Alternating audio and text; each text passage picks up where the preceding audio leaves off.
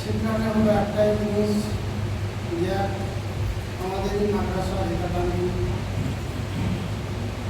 এবং আমাদের ছাত্র ভাই কেন আমাদের দুনিয়া থেকে চলে গেছে। তার মানে প্রতিটা জিনিস দুনিয়া থেকে তার সময় মতো যেতে হবে।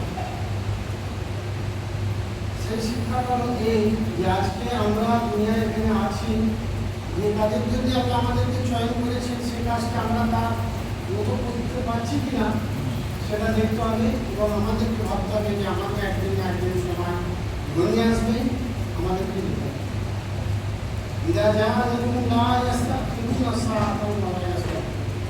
আমরা জানি কোরআন বলছে যে মানুষের শুধু মানুষ নয়, নফস, যে দুনিয়ার মধ্যে যে সমস্ত জিনিস যার মধ্যে আত্মা বলে জিনিসটা আছে তার মধ্যে থেকে একদিন সময় এমন আসবে যে তার সময় শেষ।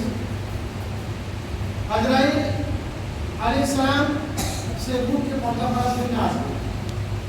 যেমন মানুষের রূপ আত্মাকে নাই, ওইভাবে পশুদেরকে নিলে আমি ফেরেশতারা অন্য কোনো মানুষ অন্য কোনো জাতিকে আসবে না। যার মধ্যে রূপ আছে তাদেরই একদিন আত্মা শেষ হয়ে যাবে। সেজন্য মোহতারাম দোস্ত, আজকে আমাদেরকে এটা ভাবতে হবে যে আল্লাহ রাব্বুল ইজ্জত আমাদেরকে বড় ভালোবেসে কিনা দিনের মার্কেটের মধ্যে বেঁচে নিয়েছে। আমাদের জীবনটা এমন জীবন তৈরি করতে হবে যে জীবনটা সাহারা দেখিয়েছে। সেই জীবনটা যদি আমাদের মধ্যে আনতে পারি তাহলে আমাদের জীবনটা দুনিয়াতেও সুখ হবে এবং আখিরাতেও সুখ হবে। সবথেকে বড় জিনিস এটা যে আমরা এই কাজটা আল্লাহ এবং আল্লাহ রাসূলের কাজ, এর দ্বারা এই কাজ করলে আল্লাহ রাজি হবেন, আল্লাহর হাবিব রাজি হবেন। আর আল্লাহ যদি রাজি হয়ে যায় সে বন্দার আর কিছু লাগবে, তার সমস্ত জিনিস পাওয়া যাবে। আল্লাহ রাসূল বলেন যে মাইয়িত যখন মারা যাওয়ার পর তার আত্মাটাকে, সে মাইয়িত যখন মারা যাবে তার মাথার কাছে ফেরেশতা এসে দাঁড়াবে। যেমন দুটো ক্যাটাগরির মানুষ হয়, এটা অন্য কোনো পশুর জন্য নয়, শুধু মানুষের জন্য হাদিসটা বলা হয়েছে। সে ফেরেশতা মাথার কাছে আসার পর সে যদি ভালো নেক করে যায়, যে কাজটা আগে আমাদেরকে আল্লাহ তৌফিক দিয়েছে, এই কাজ করতে করতে যদি আমরা দুনিয়া থেকে যেতে পারি তাহলে হাদিস তার একটা ছবি আমাদেরকে তুলে ধরেছে। সেই ছবিটা কোনো মানুষের চোখ দেখতে পারবে না, কিন্তু হাদিসের রূপ করে দিয়েছে, সে মানুষের কাছে কথা হবে।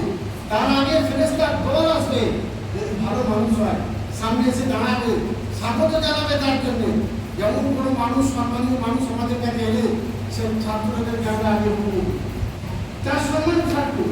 তো সেই আল্লাহ রাব্বুল ইজ্জত বলছে দেখুন কোন আমার বান্দা নেই, বান্দা আছে, ফেরেশতা তার মাথার কাছে এসে সম্মানের সাথে বলে ইয়া আইয়াতুন নাফসু লাসকুন নাফসুন মুতমাইন্না ইরজিই ইলা রাব্বিকি রাদিয়াতান মারদিয়া।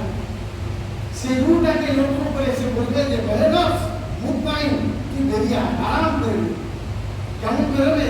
যেমন ফুল থেকে তার গন্ধ বেরিয়ে যায়, সে আত্মা থেকে তার রূহটা বেরিয়ে যায়।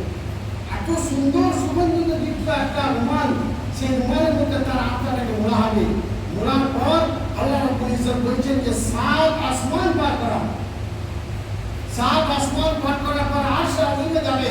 সেই আত্মাটাকে যাওয়ার পর আল্লাহ রাব্বুল ইজ্জত আর এই জানেওয়ালা ফেরেশতার একটা দল থাকবে, 1000 2000 আনুমানিক কতটা করতে পারবে না, কত দল থাকবে, তার আত্মাটাকে নিয়ে যাবে। যেমন কোনো মানুষ, সরকারি মানুষ, সেখান থেকে আল্লাহ রাব্বুল ইজ্জত ফিরিয়ে দেবেন, যাও ওকে এই দুনিয়াতে পাঠিয়ে দাও সেই কবরের মধ্যে, এবং কবরে তার হিসাব নিকাশ করে তাকে আবার আমার কাছে। এটা হলো নেক সব, যে কাজ করলে আল্লাহ এবং আল্লাহর হাবিব রাজি হবে সেই কাজের রূপটাকে বেরোনোর পদ্ধতি আবু দাউদ শরীফ বর্ণনা করেছেন। যেইভাবে তার আত্মাকে সসম্মানে আল্লাহ রাব্বুল ইজ্জত আরশে নিয়ে যাবেন, সেখান থেকে আবার ঘুরিয়ে দেওয়া হবে। ঘুরিয়ে দেওয়ার পর এখানে বলা হবে, আমরা জানি যে কোনো মানুষ মাইয়ের মারা যাওয়ার পর তার কবরে কি বিছানা হয়। আর রিওয়ায়াতের মধ্যে বাজে আল্লাহ রসুলের বিছানা হয়েছিল, এটা দিনার খুশুসিয়া, সেই জন্য পৃথিবীর কোনো মানুষের বিছানা হবে না। ওখান থেকে বলার পর কবরে আসা হবে এবং বলা হবে আপনি শুলাবো সেরা আসাই জান্নাত। এই ফেরেশতা ওকে একটা জান্নাতের বিস্তার বিছিয়ে দাও, খালি বিছানায় যাচ্ছে, ওর জান্নাতের একটা বিস্তার তার জন্য বিছিয়ে দেওয়া হবে এবং তার জন্য বলা হবে জান্নাতের একটা খিড়কি খুলে দাও আর অল্প অল্প হাওয়া আসছে।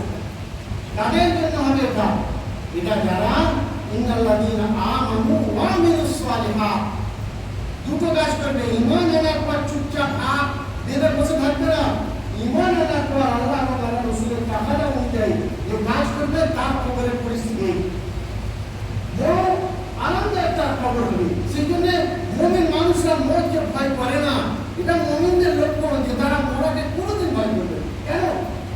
মরটা তার জন্য জান্নাত, মরা মানে জান্নাতে পৌঁছাবে। আর যারা বেঈমান, যারা আল্লাহকে ভয় করবে না, যারা দুনিয়াকে ভালোবাসবে, তারা মরটাকে ভয় করবে। যদি মত আপনার ভয় লাগে জানবেন ইমান কাছে আছে, যদি মত আপনার ভালো লাগে তাহলে জানবেন আপনার ইমান মরার পরই গেলে। সেই জন্য মায়েরকে বলার পর আমরা প্রায় শুনেছি যে মায়ের মারা যাওয়ার পর সঙ্গে সঙ্গে বলার যত তাড়াতাড়ি বলেন দাফন করেন। কেন? আল্লাহ হাবিব বলেছে, আমার হাবিব বলেছে যে মায়ের দু প্রকার হতে পারে, দুই প্রকার হবে। এক প্রকার আপনার নেক হবে আর এক প্রকার খারাপ হবে। যদি নেক হয় তাহলে তার সব থেকে শ্রেষ্ঠ জায়গা পাবো জান্নাতের একটা জায়গা, তাহলে তাকে তার জায়গায় পৌঁছে দাও। যদি সে নেক না হয়, বদ হয়, তাহলে এই বদটা নিয়ে কেন জমিনে উঠে তোমরা ঘুরবে, তাড়াতাড়ি বদটাকে দাফন করে দাও। তাহলে এর ফয়সালা কোনো দুনিয়ার মানুষ করতে পারবে না, একমাত্র আল্লাহ। সেই জন্য দুটো সূত্রে বলা হয় যে মায়ের মারা যাওয়ার পর সঙ্গে সঙ্গে এখানে দাফন করার ব্যবস্থা করতে পারে। সেই জন্যে আমার ভাইরা, আমার আল্লাহওয়ালা ভাইরা, সব থেকে আমাদেরকে ভাবতে হবে আমার জীবনটা, আমি বলতে পারবো না যে আমার জীবন কতক্ষণ, আমার জীবন কতক্ষণ, আমার কোনো টাইম নেই। সেই জন্য টাইমের আগে আমাকে দুনিয়ার প্রস্তুতি করে নিতে হবে, আল্লাহকে রাজি করে নিতে হবে। আল্লাহকে রাজি করে যদি আমি যেতে পারি তাহলে আমার মরণটা একদম যেমন ফুল থেকে গন্ধ বেরিয়ে যায় সেইরূপভাবে আমার মৃত্যুটা হবে। আর সেখানে যাওয়ার পর আমার জন্য জান্নাতের দিন খুলে দেওয়া হবে। তারপরে বলা হবে উরুস, তিরমিজি শরীফে আমরা হাদিসটা বলেছি, দিন কানুনিল উরুস, দুলহান দুলহানিয়াকে তার স্বামী চাওয়া, পৃথিবীর তাকে যে সব থেকে বেশি তাকে ছাড়া কেউ চলবে না।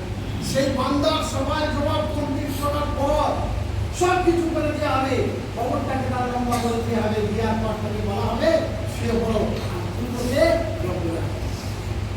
সেই জন্য ভাইরা আমাদেরকে ভাবতে হবে যদি আমাদেরকে ছাড়তে হবে। সেই জন্য দুনিয়া ছাড়ার আগে আমাদের জীবনটা যেন আল্লাহ এবং আল্লাহর হাবিবের অনুযায়ী চলে আসে। যদি আসতে পারে তাহলে আমাদের মত আসান হবে, কবর আসান, কবর আসান। আল্লাহ তাআলা আমাদের সকলকে